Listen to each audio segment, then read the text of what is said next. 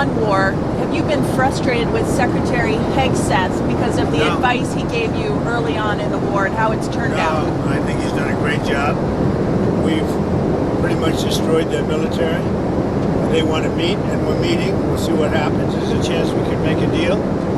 Without what we did, they wouldn't even be talking to us. They requested a meeting through their surrogates and directly. And we're meeting, and, good things can happen. I guess oil dropped very big today.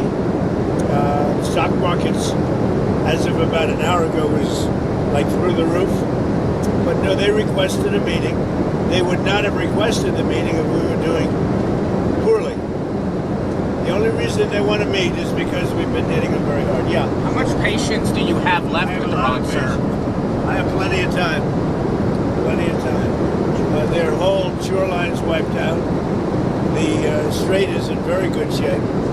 And we're talking right now. They wanted to talk. Their people said, please don't shoot last night, the night before, 2 nights. Don't do it. We're having good talks. So we'll see what happens. I think there's a good chance that something could happen. And if it does, good. If it doesn't, we go back to doing what we were doing 2 days ago. Mr. President, what has communication been like with the Houthis and the Red Sea? The Houthis. Are you concerned about the disruptions? We're dealing with Saudi Arabia, and it's a problem that we had a while ago, and we knocked the hell out of them, as you know. And we didn't have any problems with the Houthis after that. But we're not involved with that. But we may, if they're a problem, we'll probably have to get involved. On Saudi Arabia, have you gotten any indications from Saudi Arabia when it comes to the Abraham Accords that they will sign on? We haven't talked about that.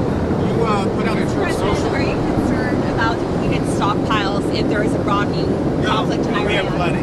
We have a lot of ammunition, different types. Biden gave a lot to Ukraine, and so we're building that up. But we have a lot. We have a lot of the mid-level stuff, too. I mean, more than we could ever use, no matter what. But we have a lot. I'd like to have more, to be honest. But so much was given to Ukraine by Biden. When I left, the cupboards were full. When I came here with Obama, he didn't buy ammunition. We had very little. And I got it built. Now, as soon as I left, they gave a lot of it to Ukraine. I mean, numbers that nobody's ever seen before. So we're building it very rapidly. Plants are being built, and a lot of equipment's being built. The Patriots in particular are being built. The THAAD system is going up. We have a lot. Every one of our contractors is building 4 to 5 plants right now. And we're in very good shape. But for some of the more sophisticated stuff, we'd certainly like to have more. Biden gave a lot of it away. Mr. President, you put out a Truth Social this morning about Leader John Thune. What's your relationship like with the Senate Majority Leader? It's fine. He's got to get his job done. It's fun. I have a good relationship with John Thune. He's just got to get his job done. You got to get the Save America Act passed. Or better than that would be the filibuster. If you terminate the filibuster, everything happens. If you don't terminate the filibuster, only bad things will happen. If you don't terminate the filibuster, only bad things will happen. But you don't want to see him replaced as leader? I haven't even thought of it. You're meeting with Prime Minister Netanyahu tomorrow. Why did you ask? Why did you ask for that meeting? And are you guys on the same page on Iran? Are you on the same page on Iran? You and Prime Minister Netanyahu? Close, yeah, pretty close. We have a little difference, but pretty close, yeah. Iran took a beating over the last 14 days, and they asked us very nicely, please stop, let's meet. And that's what we are right now. We'll see what happens. If we don't make a deal, we go back to the same thing. President Zelensky says that Russia is giving Iran satellite imagery of U.S. bases in the Gulf to help them target. What can you do about that? Well, we'll find out if that's true. I'll ask Putin about it. We'll find out. It hasn't had much impact because we've knocked the hell out of it, what do you think? If that's the case, look, they gave Venezuela a lot of equipment. Venezuela had all Russian equipment. How did that work out? Not too good. So they may be giving, but if they are, it hasn't worked out because they have no army, they have no air force, they have no navy, they have no nothing. So it hasn't worked out well. I don't think they've been doing it. Certainly not at a high level. And if they have, it has been very unimpactful. There's some reports that the United States has taken in $13 billion from Venezuela. Where is that money going? 13 million from Venezuela? I think even more than that. No, Venezuela, we paid for that war many times over.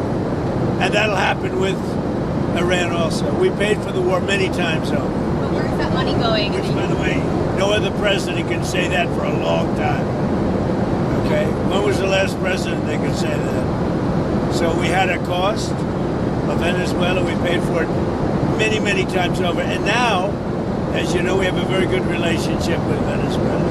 But where is that money going? Goes toward running the country. No, it's the U.S. The money that the U.S. is taking in. Where is that money going? Venezuela? Yes. Toward running the country. It can go to the military. You know, Congress has to approve it. Congress doesn't like approving money for the military. They like giving it to things that shouldn't be done. But we're taking in a lot of money, billions and billions of dollars from Venezuela. That'll happen with Iran too. With the Iranian assets, you said that Iranian assets will be used to pay for damages to ships that are That's right. hit in the Strait of Hormuz. Would the U.S. pay shipping companies directly? No, we're going to use Iran's money to pay for the damage they did. In other words, the Iran money that we control will be used to pay for damages. Sound good? Not bad, right? We should be reported. Okay. Any other questions? On the Federal Reserve, the FOMC is meeting this week on By the way, Wednesday. we're going to Michigan. The car companies are doing better than they've ever done. Many, many plants are being built all over the United States. They'll be opening them over the next year. Toyota just agreed to come in, move its entire operation out of Mexico and into the United States. They'll be opening, I guess, the largest plant in the world, somebody said, but because of tariffs and because of me. All because of Trump. So it's been pretty amazing, actually. The Federal Reserve is meeting this week. They've not hit the inflation target set. They've not hit the 2%. There are some bets. We had a very good inflation report the other day. Are you worried that they might? Costs are going down rapidly. Don't forget, I inherited these. I haven't been here very long. I inherited the worst inflation in history from Biden. But costs are going down rapidly, and as soon as the war is over, you're going to see a big drop. Are you worried that the Fed's going to hike rates to counter inflation? Well, I have a board, and Kevin's fantastic, but he's got a board, and the board members are very political, I would say. So we fight our way through the race because we're doing so well. But no, he's got a board. He wants to do the right thing. I know what he wants to do. But you need the consent of some people that have perhaps bad intentions. Rates should be lowered. This country could be at 8%, 9%, 10%, 12% GDP. That's what it should be. We have other countries that are paying less interest rates, and if it wasn't for us, they wouldn't even exist. It's ridiculous. And they call them elite. We have other countries, I don't want to really mention names of countries, but I could give you plenty, that they take money out of the U.S., and because of that, they get a lower interest rate than we do. And it shouldn't be that way. We should have the lowest interest rate in the world. I could take the money that these countries are making, put it into our portfolio, and we should have the lowest interest rate in the world, like it used to be 30 years ago. We always paid the lowest rate. If you take a look at like Switzerland, where we have a $30 billion deficit, I could wipe out that deficit overnight. Overnight. That'd be money that would actually indirectly come to us. So we got a lot of interesting things going, but our country is the strongest we've ever been. It's the hottest country anywhere in the world. And frankly, we're being very nice to a lot of countries that would not survive without us. And you know who wouldn't survive without us? Israel. Bibi's coming, he'll tell you.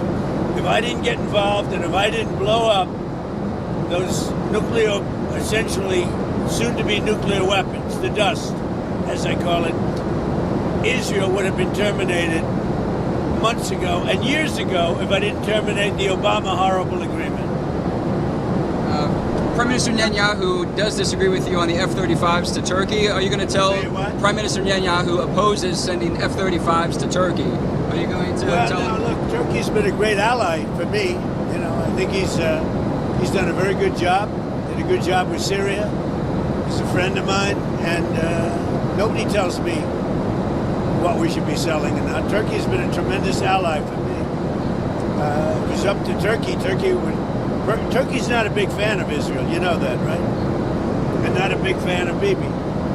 But he is. They've been great for me. Turkey has been great. Very powerful country, by the way. Tremendous military. Very big military. Very powerful military. Has a lot of great equipment. Does Netanyahu want you to strike a deal on Iran, or does he want you to keep attacking? But Bibi has been great. I'm not going to say it. He was a wartime prime minister. We did very well together. And if you look at Iran now, they're 8% of what they were 4 months ago. They're 8% of what they were 4 months ago. So we'll see how this all comes out. Okay? On the Senate, on the SAVE Act, why do you want the U.S. Senate to stay in town? Shouldn't they be out across the country campaigning? What a stupid question. Shouldn't they be out and be campaigning, though? What a stupid question. ahead of For the Jennifer to ask such a stupid, she's a smart person. I knew her all the way back in the Iowa days when she said Trump's going to win. And boy, was she right. So listen, why do I want? The SAVE Act has to be done. They shouldn't leave town. I'm not going to stop them from doing it, but they should get the SAVE Act done. If they don't get it done, it's going to be a very bad thing for the party. And frankly, you know, if you look at it, the SAVE Act is going to be voted against by all Democrats, just so we know. We have some Republicans that I will not comment on, a few of them, probably 4, that we probably won't get the vote. I'd like to comment on them, but I have too much sense to do it. The Democrats are going to vote 100% against voter identification and proof of citizenship. 100%. They want your taxes to go up. They want men playing in women's sports. They want open border for the world's criminals to pour into our country. And yet, despite all of that, we have the lowest crime rate in the history of our country since 1900 with murders. With all of that, with all of the 25 million people, many of them criminals that the Democrats let in. Well, they just announced this morning they want an open border policy where the world's criminals can pour into our country. I think they're crazy. There's something wrong with them. Any other questions? On China, Treasury Secretary Scott Bessent said last week the administration's going to look into whether Chinese AI models are distilling from U.S. models. Do you think China's stealing American IP? Well, you know, they're looking at us or we're looking at them. But we're leading now China substantially in AI, and we're going to keep it that way. We're leading everybody and everything. We have a country that's doing well. Thank you very much, everybody. See you in Michigan. Thank you.